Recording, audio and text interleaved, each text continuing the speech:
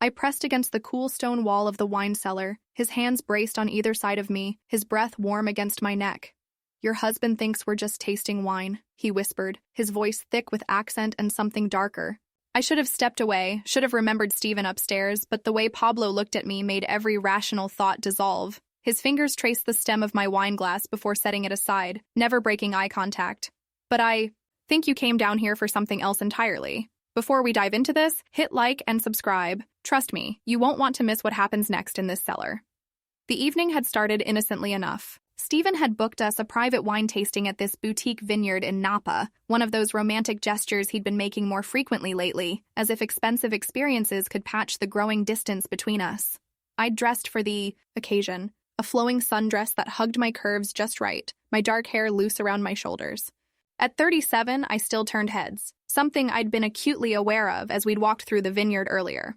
Pablo had greeted us at the tasting room, his presence immediately commanding attention. Tall, with sun-weathered hands and eyes that seemed to see straight through you, he carried himself with the quiet confidence of someone who understood his craft intimately. When he shook my hand, his fingers lingered just a moment too long, and I felt a spark I hadn't experienced in years. "Welcome to our sanctuary," he'd said, his slight accent making even simple words sound like poetry. "Tonight I will show you tastes you have never experienced." Stephen, ever the practical realtor, had immediately launched into questions about the property value and production numbers. I watched my husband's enthusiasm for everything except me, the familiar ache of being overlooked settling in my chest. That's when Pablo caught my eye across the tasting bar, a knowing look passing between us that made my pulse quicken. As the evening progressed, Pablo guided us through flight after flight of their finest vintages. His knowledge was impressive, but what captivated me was the way he spoke about wine, with passion, reverence, like each bottle held secrets worth discovering. When he described the full-bodied reds, his eyes never left mine, and I found myself hanging on every word. "This one," he said, pouring a deep burgundy into my glass, "requires patience. You must let it breathe, let it open up to you slowly." His fingers brushed mine as he handed me the glass, sending warmth up my arm. "Some of the best experiences cannot be rushed." Stephen was checking his phone again, probably dealing with some client emergency. The pattern had become so familiar, his work always taking precedence over us, over me. I'd stopped trying to compete for his attention months ago. "The real treasures," Pablo continued, stepping closer to me, "are kept in our private cellar below. The environment down there is perfect, cool, intimate, away from distractions." He glanced meaningfully at Stephen, who was now taking a business call outside. "Would you like to see something truly special?" My heart hammered against my ribs. "I shouldn't leave Stephen. He seems occupied," Pablo observed, his tone neutral but his meaning clear. "It would only take a few minutes. I promise you won't regret it." The invitation hung between us, loaded with possibility. Through the window, I could see Stephen pacing as he talked animatedly into his phone, completely absorbed in whatever deal he was working. How long had it been since he'd looked at me the way Pablo was looking at me now? Like I was worth his undivided attention? "Lead the way," I heard myself say. Pablo's smile was slow, satisfied. He led me through a heavy wooden door behind the tasting bar, down stone steps that seemed to descend into the earth itself. The temperature dropped with each step, and I shivered, acutely aware of how alone we suddenly were. The cellar was breathtaking. Arched stone ceilings, rows upon rows of aging barrels, and soft lighting that cast everything in golden warmth. But what struck me most was the intimacy of the space, how the outside world seemed to disappear entirely. "This is where the magic happens," Pablo said, his voice softer now, more personal. "Down here time moves differently, slowly, deliberately." He moved to one of the barrels, running his hand along its curved surface with an almost sensual reverence. "This vintage has been aging for 3 years, patient, building complexity, depth, character." He turned to me, his eyes dark in the dim light. Much like a woman who knows what she wants. The comment sent heat flooding through my body. "Pablo, you what?" He stepped closer, close enough that I could smell his cologne mixed with the earthy scent of the cellar. "You're going to tell me you're happily married? That you don't feel this pull between us?" I opened my mouth to protest, but no words came. Because he was right. The attraction had been building all evening, every glance, every accidental touch, every moment my husband chose his phone over me. "I saw how he ignored you up there," Pablo continued, moving closer still. "A woman like you should never be ignored. Stephen's not—" I started, but Pablo raised a finger to my lips, silencing me. "Don't defend him. Not down here. Down here, there's just us." The stone wall was cool against my back as he pressed closer, his hands bracing on either side of me. This was the moment I should have stopped it, should have remembered my vows, my marriage, my life upstairs. But the way he was looking at me, like I was something precious, something desired, made every rational thought scatter. "Your husband thinks we're just tasting wine," he whispered, his breath warm against my ear. "But I think you came down here for something else entirely." His hands found my waist, fingers pressing into the fabric of my dress with just enough pressure to make me gasp. "Tell me to stop," he murmured against my neck. "And I will." But I couldn't. Wouldn't. Instead, I tilted my head back, giving him better access, my body betraying every promise I'd ever made. His lips found my throat, gentle at first, then with growing confidence as I melted against him. His hands roamed my sides, tracing my curves with the same reverence he'd shown the wine, like he was memorizing every inch. "You're trembling," he observed, pulling back to look at me. "I'm scared," I admitted breathlessly. "Of me? Of how much? I want this." His smile was triumphant, hungry. "Then don't fight it." When his mouth found mine, it was with a passion I'd forgotten existed, deep, consuming, the kind of kiss that erased everything else. My hands fisted in his shirt, pulling him closer, desperate for more contact. He lifted me easily, setting me on the edge of a wooden table, stepping between my legs. The position made me feel exposed, vulnerable, but also powerful in a way I hadn't felt in years. The way he looked at me, like I was the only thing that mattered in the world. His hands slipped under my dress, fingers dancing along my thighs, higher and higher until I was breathless with want. "Beautiful," he murmured, his accent thick with desire. "So beautiful. I should have thought about Stephen, should have worried about getting caught. But all I could focus on was Pablo's touch, the way he made me feel alive again, desired again. "Please," I whispered, not entirely sure what I was asking for. "Please what?" His fingers stilled, making me whimper. "Please don't stop." His smile was wicked as he leaned in to kiss me again, his hands becoming bolder, more demanding. I arched against him, lost in sensation, in the feeling of being wanted this intensely. The sound of footsteps above made us both freeze. Stephen's voice, calling my name. I started, but Pablo silenced me with another kiss. "He's upstairs. We're down here. This is our moment." His hands were everywhere, and I was powerless to resist. When he lifted my dress higher, I helped him, past caring about anything except the fire he was building inside me. "You're so ready for this," he murmured against my ear, his fingers finding their mark and making me cry out softly. "So responsive." Bit my lip to keep quiet as he worked me with skilled fingers, building pressure that had been absent from my life for so long. Above us, I could hear Stephen's footsteps, probably looking for me, but down here in the cellar, nothing else mattered. "That's it," Pablo encouraged, his touch becoming more focused, more intense. "Let go. Let me give you what you need." When the release hit, it crashed over me in waves that left me shaking, gasping, clinging to him like an anchor. He held me, through it, murmuring words in Spanish that sounded like prayers. As I came back to myself, reality began to creep in. What had I done? What was I doing? "Miranda!" Stephen's voice was closer now, probably at the top of the cellar stairs. Pablo stepped back, smoothing my dress down with gentle hands. "Go to him," he said quietly. "But remember this. Remember how it felt to be truly desired." I straightened, my hair with shaking fingers, trying to compose myself. At the bottom of the stairs, I turned back to look at him one more time. He was watching me with those intense dark eyes, a small smile playing at his lips. "Will I see you again?" I whispered. "That depends. Do you want to?" Before I could answer, Stephen appeared at the top of the stairs. "There you are. I've been looking everywhere."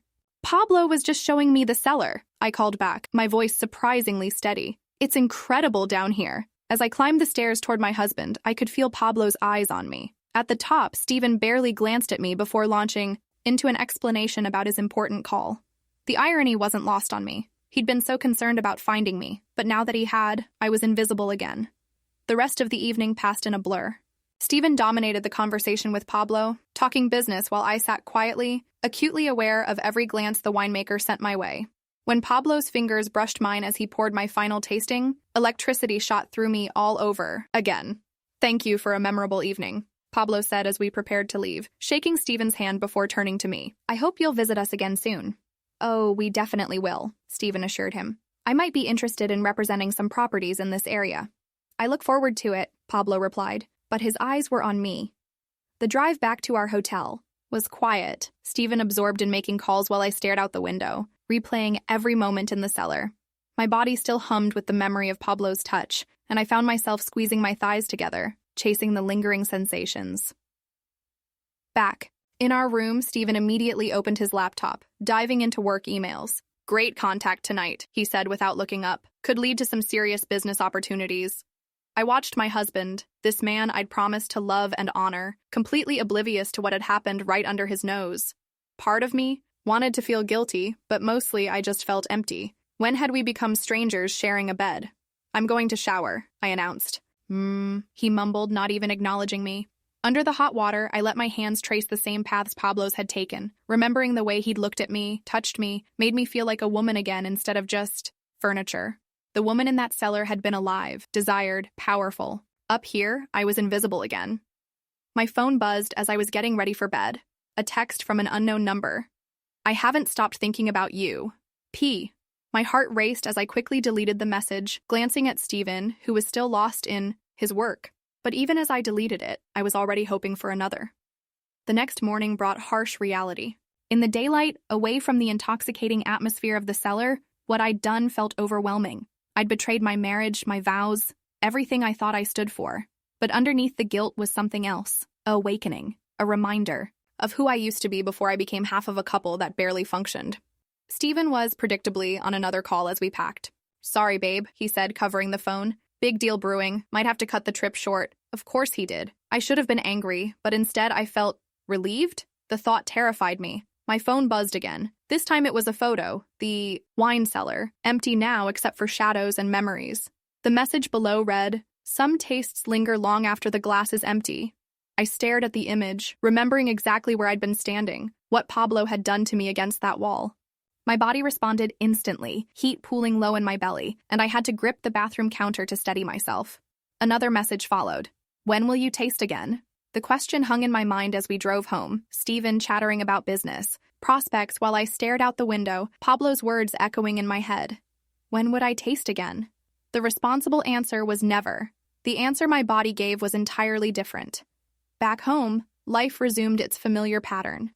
Stephen buried himself in work, I went through the motions of my routine, and we existed in the same space without really connecting. But now there was an undercurrent of awareness, a knowledge that I was capable of feeling things I'd thought were dead. Pablo's messages came sporadically, never demanding, never pushy, just gentle reminders of what we'd shared. A photo of a sunset over the vineyard, a description of a new vintage that made me think of hidden depths and complex layers. Each message was like a small flame, keeping something alive inside me that I wasn't ready to extinguish. 3 weeks after Napa, Stephen announced he had to fly to Sacramento for a property deal. "How long?" I asked, trying to keep my voice neutral. "Just overnight. Maybe 2 days if negotiations get complicated. 2 days. 48 hours of freedom." I waited until his car disappeared around the corner before reaching for my phone. My fingers trembled as I typed, "He's gone. Are you free?" The response came within minutes. "I've been waiting for you to ask." The drive to Napa felt like stepping out of my real life and into a dream. Every mile took me further from responsibility, from guilt, from the woman who made safe choices. By the time I pulled into the vineyard, my hands were shaking with anticipation. Pablo was waiting for me in the same tasting room where this had all started. But this time, there were no other guests, no husband to pretend for, just us and the electricity that still crackled between us. "You came," he said simply, like he'd known I would. "I shouldn't have, but you did." He moved closer and I could smell that same intoxicating scent that had driven me wild in the cellar. "Does that tell you something about what you really want?" This time. When he took my hand, I didn't hesitate. I let him lead me down those stone steps, back to the place where I'd first remembered what it felt like to be desired. But this time was different. This time there was no husband upstairs, no time limit, no fear of being caught. This time, it was just us and all the time in the world to explore what had started that first night. "I've thought about you every day," Pablo murmured as he pressed me against the same wall, his hands already familiar with my body. "About how you felt, how you tasted." "Show me," I whispered, abandoning the last of my resistance. "Show me everything." What followed was a claiming unlike anything I'd ever experienced. Pablo worshipped my body with the same patience and skill he brought to his wine, building layers of pleasure until I was sobbing his name, my nails digging into his shoulders as wave after wave crashed over me. When he finally moved over me, joining our bodies completely, I felt something fundamental shift inside me. This wasn't just about physical release, it was about reclaiming a part of myself I'd lost somewhere along the way. "Look at me," he commanded, his voice rough with his own need. I want to see your eyes when you give yourself to me completely. I met his gaze, letting him see everything, my desire, my guilt, my desperate need to feel alive again. When my release hit this time, it was with the force of everything I'd been denying myself, everything I'd been missing. Afterwards, we lay tangled together on a blanket he'd somehow produced, my head on his chest, listening to his heartbeat slow. The stone walls around us felt like a sanctuary, protecting us from the real world and all its complications. What happens now? I asked quietly. That depends on you, he replied, his fingers tracing lazy patterns on my bare shoulder. What do you want to happen? The question haunted me during the drive home, through Stephen's return and his excited chatter about his successful deal, through the following days as I tried to slip back into my old life. But I couldn't unknow what I now knew about myself, couldn't unfeel what Pablo had awakened in me. The messages continued, and with them, my secret life began to take shape. Afternoon meetings during Stephen's showings, quick drives to Napa when he was traveling, each encounter more intense than the last, each goodbye harder to bear. But it was more than just physical. Pablo saw me in a way Stephen never had, as a complete person with desires and dreams beyond being a wife. He asked about my abandoned art, encouraged me to pick up my brushes again. With him, I wasn't just Miranda the wife. I was Miranda the woman, complex and passionate and alive. The double life was intoxicating and exhausting in equal measure. Lying to Stephen became easier with practice, but the guilt gnawed at me during quiet moments. I was betraying everything. I thought I believed about myself, about marriage, about right and wrong. Yet I couldn't stop. Every time I thought about ending it, Pablo would touch me in just the right way, look at me with those dark eyes that saw straight through to my soul, and I'd fall all over again. 6 months into our affair, things came to a head in the most unexpected way. Stephen, in a rare moment of attention, suggested we return to Napa for our anniversary. Remember that great winery we visited? He said, scrolling through his phone. Pablo something? I've been thinking about that property deal we discussed. My blood ran cold. I don't think that's a good idea. Why not? You loved it there. Because I'd loved Pablo there. Because going back with my husband would force me to confront exactly what I'd been doing, what I'd become. It's just, maybe we should try something new, I said weakly. But Stephen had already made up his mind, and 2 weeks later, we were back in the familiar tasting room. Pablo's eyes met mine across the space, and I saw my own panic reflected there. This was dangerous territory. All of us in the same room, the weight of our secret heavy in the air. Pablo was the picture of professionalism, greeting Stephen warmly and treating me with polite distance. But I could feel the tension radiating. From him, could see the way his jaw tightened when Stephen casually draped his arm around my shoulders. The tasting proceeded normally until Stephen excused himself for yet another phone call. Pablo and I were alone for the first time in front of my husband, and the air between us practically vibrated with unspoken words. "This is torture," he murmured, his voice so low only I could hear. "I know. I'm sorry. I didn't know he would. I want to touch you so badly right now." His words sent heat spiraling through me, and I gripped my wine glass tighter to keep my hands from shaking. "Pablo, we can't. Meet me. Tonight. After he's asleep." The request hung between us, impossible and irresistible. Meeting him while Stephen slept in our hotel room would cross a line I'd never even considered before. It would be reckless, dangerous, insane. "Room 237 at the Vintage Inn," I whispered, just as Stephen returned.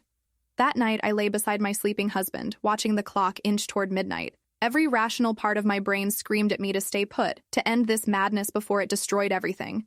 But my body had other ideas, already humming with anticipation.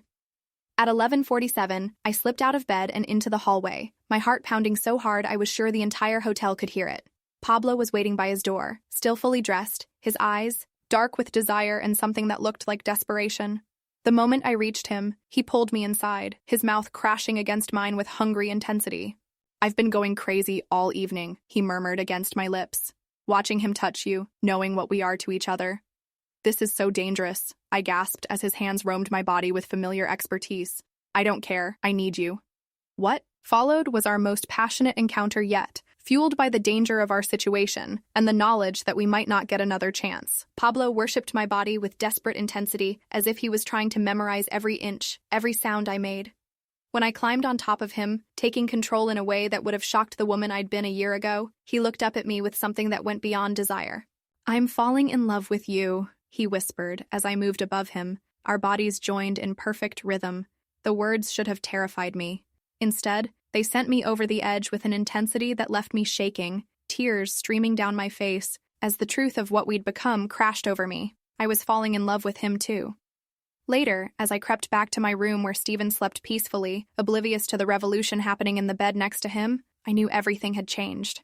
This wasn't just an affair anymore. This was love, messy and complicated and earth-shattering. The question was, what was I going to do about it?